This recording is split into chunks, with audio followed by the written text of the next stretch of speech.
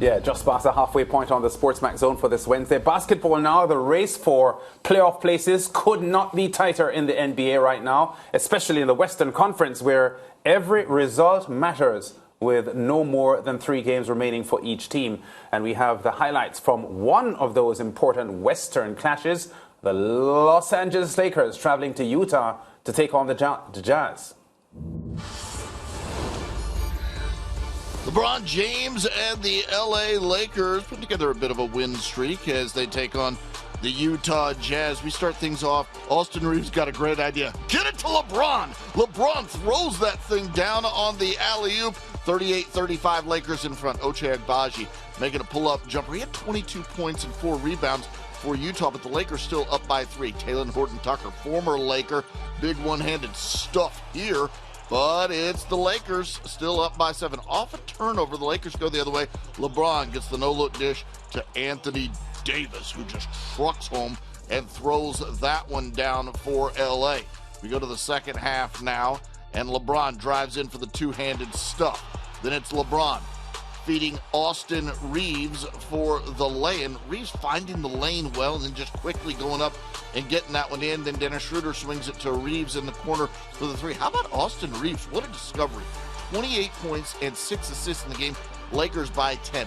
Kelly Olynyk, pull-up 3 goes down. He had 23 points, 7 rebounds, 7 assists. Lakers lead down to 2, less than a minute to go. Now Damian Jones ties the game at the free throw line, but Dennis Schroeder finds a cutting LeBron for the layup to win this thing, but he can't get it to go, so we go into overtime in the OT. LeBron nonplussed about missing that layup, so he's just going to go in and dunk this one home. Then it's James again driving in for the layup, 37 points, 6 assists, 5 rebounds in the game. Lakers up 135-133. Talen Horton-Tucker drives in and tries to tie things up. Can't get the shot to go down, so the Lakers get out of there with a 2-point win. Your final score in this one, 135-133. Yeah, or liquid refreshment sponsoring the NBA segment here on the Sportsmax Zone. And our NBA expert, Alister Albert, joins us now. Alister, they struggled early, but can the Lakers now have a genuine title hope? You addressed that, I think it was late last week, and you made a comment about them obviously being a better team now, and you weren't thinking of them as title contenders, but I'm giving you an opportunity with the momentum building to revisit your thoughts on the LA Lakers. Especially we have Leighton Levy on the show today. He's a big Lakers fan. Leighton and Ricardo, if I don't say something good, I'm going to be in big trouble. But the Lakers, man, they're playing really well, like I said. So they're like just half a game back from the 5th seed. So, they've kind of just come from right at the bottom of the standings, 13th seed, I think they were at the lowest point, to come all the way back to kind of get to a position where they could actually fight for the 5th seed.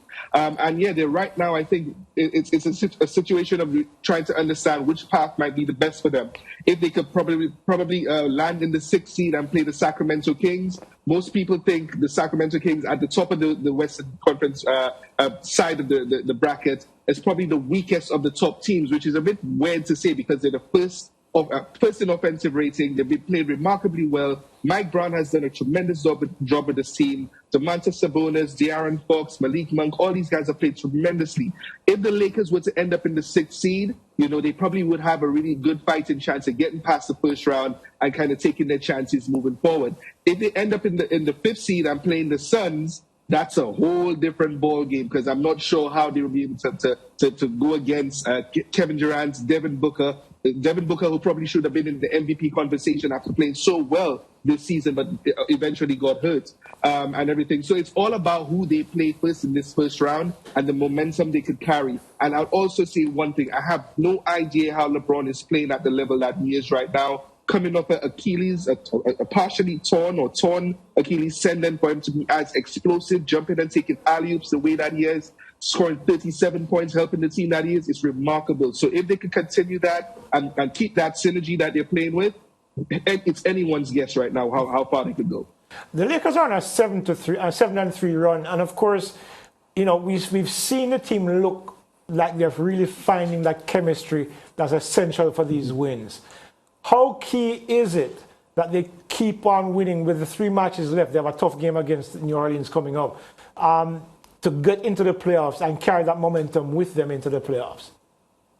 Yeah, the momentum is going to be really important for them because, like you said, the chemistry has been totally disrupted and in a basically disarray the entire season. And I'd even counter that comment on chemistry because I don't think they've really had it throughout the season. What has happened is you've seen Anthony Davis kind of step into the role I think they envisioned for him once they traded for him after they won the championship in 2020. You know, that dominant role since LeBron has been out at the start of this year. They've been 13-6, he's averaging 28, 12, and 3. You know, hitting a lot of career high marks in that stretch, and you know he's just been able to just put the team on his shoulders and do a lot of what we expect. We have guys like Austin Reeves, who's been playing like he's kind of come out of nowhere. He's like a cult favorite now, and even has gotten a signature shoe deal off the back of his recent strong play. So you know, it's these guys coming in and getting the repetitions, and Darvin Ham giving them the trust to kind of do the things that they're doing.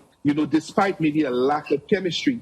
And if they could kind of just keep what they have going and bottle whatever it is that they have right now and continue to just use it, I think the momentum could kind of build to a point that they could kind of maybe even upset a few teams who probably wouldn't have expected them to be in the position that they're in now and give them a real fight for their money.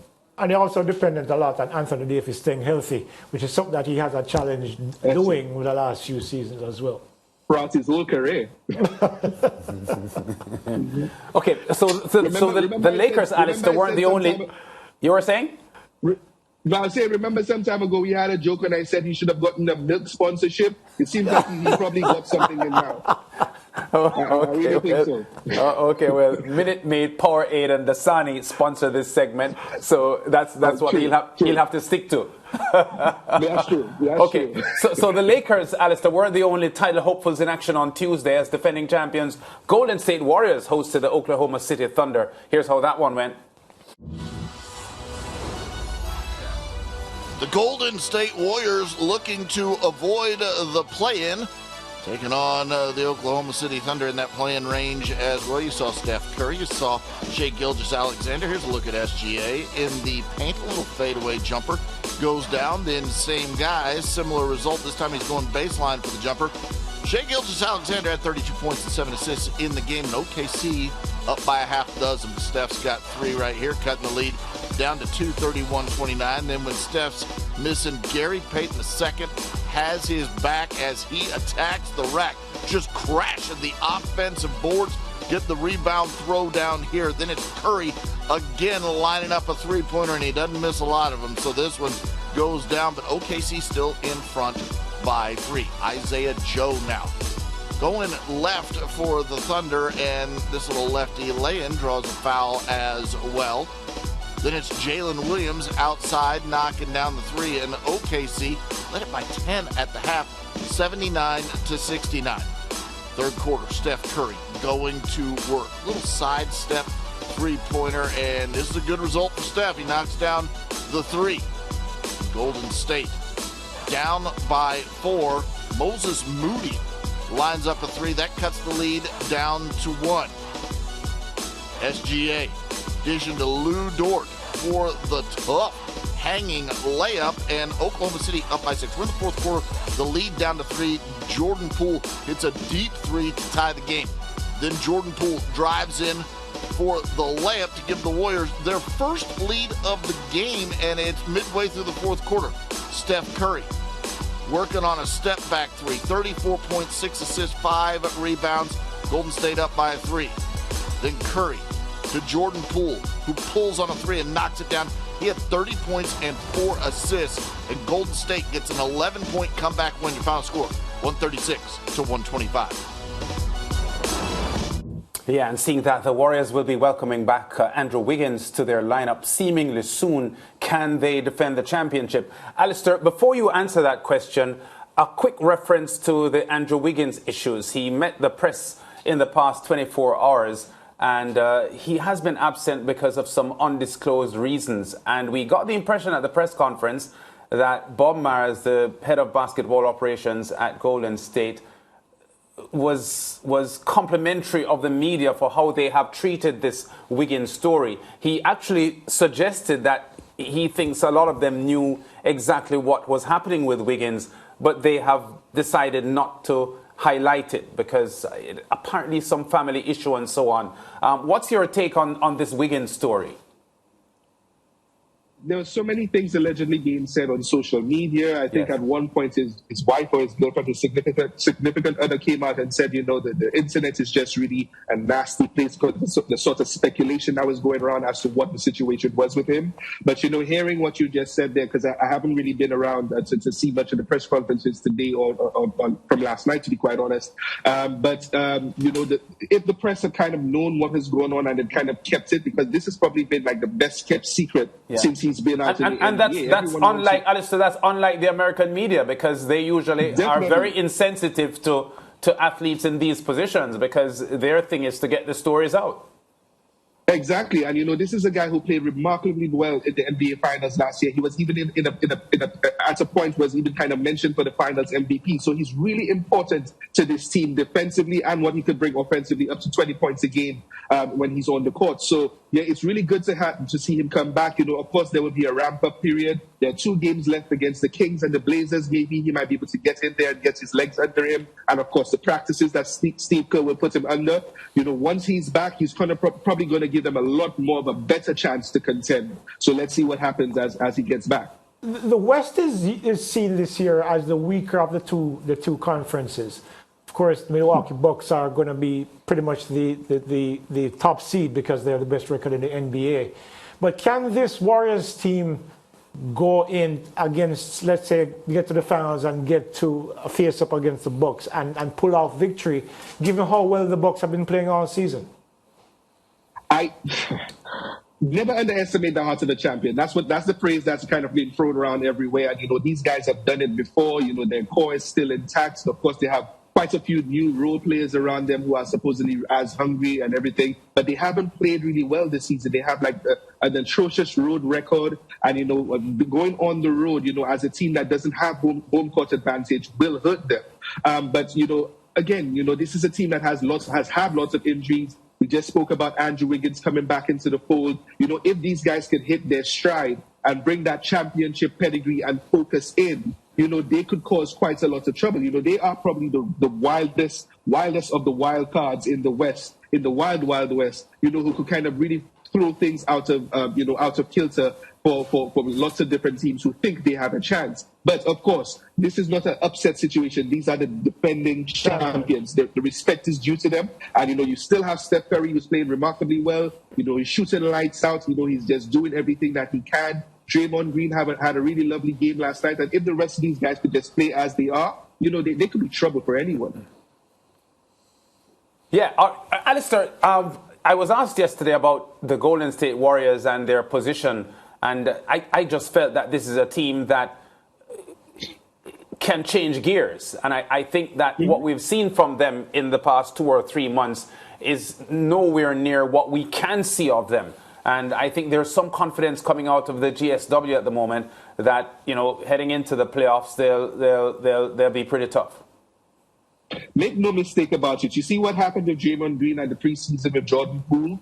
That kind of affected the team. But I think a lot of people think this might be the last time we see this iteration of this team. This core could be blown up. Draymond Green is up for an extension, and that hasn't been addressed yet. Maybe he might be moved. He was, of course, the Golden State Warriors, of course, favored Jordan Poole and given him that massive contract extension. Can they actually give him a contract that he liked? So, this might be the last time this team is as it is. So bear that in mind as these playoffs go on, because I think they're going to come together and play as hard as you've probably ever seen them, in their championship years, to try to defend and try to still gain more respect in this run. So, they're not going to be a team to be trifled with and to think that they could be walked over despite the inconsistency this year. They're going to be a tough out and a tough matchup for anyone they face. Yeah, agree with you 100%, Alister. Always great talking the NBA with you on the Sports Mac Zone. Continue to enjoy your vacation in your native St. Lucia.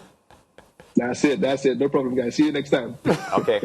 Before we go, let's see the other results now from Tuesday's action in the NBA. The 76ers over the Celtics. Victories for the Cavs, the Raptors, the Bucks, and the Heat over the Magic, Hornets, Wizards, and Pistons. The Timberwolves, 107-102 over the Nets. The Rockets winning over the Nuggets, 124-103. The Hawks over the Bulls. The Grizzlies beating the Trailblazers. The Kings beating the Pelicans by 18. The Lakers in OT over the Utah Jazz. The Warriors 136-125 over OKC Thunder, and the Suns with the Bahamian DeAndre Ayton getting a game-high 11 rebounds and clinching their spot in the playoffs. The Suns 115-94 over the Spurs. NBA action continuing on your home of champions this Thursday. And here's a match that you'll see. The Cavs against Orlando Magic, 7 o'clock Eastern Caribbean time, 6 o'clock in Jamaica. 2 other games. Those will be on Sportsmax. The first one on Sportsmax 2, the Heat against the 76ers, and the Nuggets against the Suns. Back with more on The Zone after this.